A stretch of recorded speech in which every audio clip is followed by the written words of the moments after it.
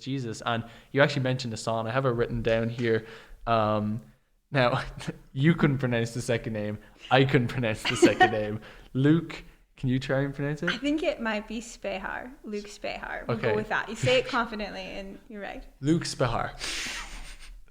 If you're watching or listening, first of all, thank you and welcome to Made for Mission. But also, we're sorry if we got your name wrong. You mentioned a song by him, which is really cool because it kind of captures what can sometimes be the frustration of like, and I guess I want to touch on that, like your own personal experience of this.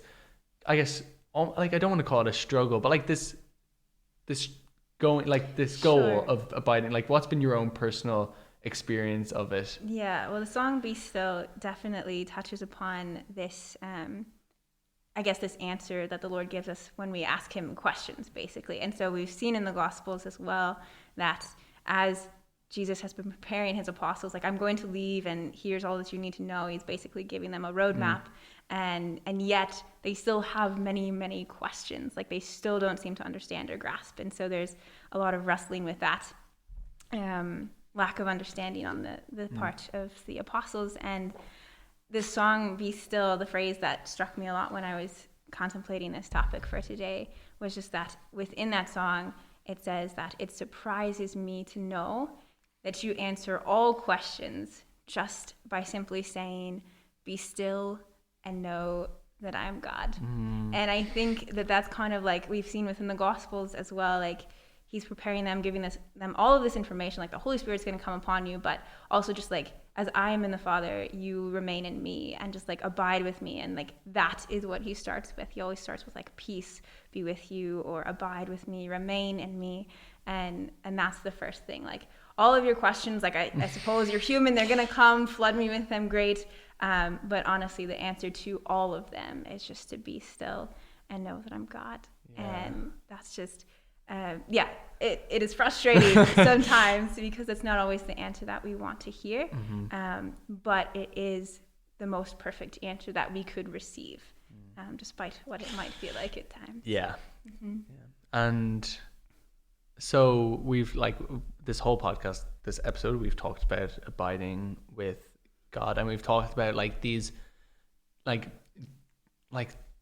the reasons why you should, you know, like for the mission, for our souls, for ourselves. But like I just want to ask, because I know sometimes like we are a human, and unfortunately part of our human nature is to be like, what can I get out of it? And that's not what it's about at all. Like we know that, but like also there is like, we're not always gonna, you know, the nice things happen is basically what I'm saying. And so when, you know, when you abide with God, have you noticed, like, because it's something we all strive for, but just from your own personal experience, Donna, like, is there anything you've noticed, like an increase in anything, or like, is there anything like different that's you've noticed, like just by going for it and like saying like, I'm gonna just rest with God, I'm gonna I'm gonna be still and know that he is God, like what comes from that, like personally, like in the moment, if you get what I mean?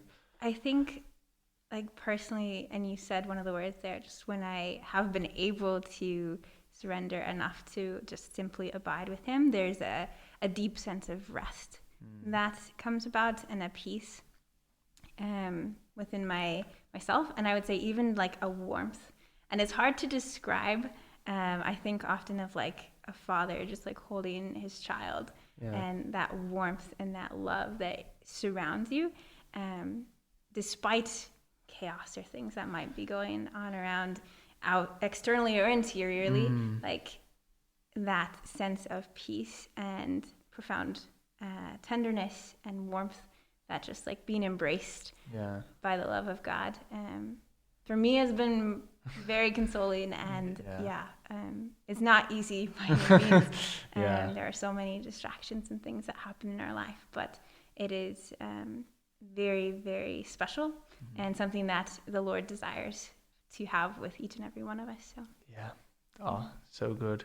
And I guess I just want to say, in regards to, if you're listening to this right now and you're kind of thinking like, I can't do that. Like, you know, it's just like there's just too much. I can't, like, you know, I can't just like be still. Like that's, and for me those are the words that I hear. I'm like, oh, that's too much. Like I can't be still. Like sometimes, like it's difficult. It's really, really difficult. But, and if you're thinking like, you know, there's too much going on, like I think just to really, if you ever want to say like there's too much like going on in my life that like for God to handle, because like, and we don't say it out loud, because when we say it, it's like, well, like I don't mean it like that, but those are the thoughts we have. It's like it's too much for God to take on. Like I'm such a nuisance. He's probably sick of like all this stuff. I can't like just let him hold it for a bit. But like this is the creator of the universe we're talking about, you know? And so I just want to like encourage anyone who's like, okay, I can't do it. Like you can. Yes, you can, because he will take it all, and he will, as Donna said, like he's our father. And as I said, like this episode is the wrap-up episode of all that we've been talking about relationship. And Heva Kim and Steffi talked about the forgiveness of the father, and like just that thought of like how he holds us, like in the prodigal son, gives us a big hug.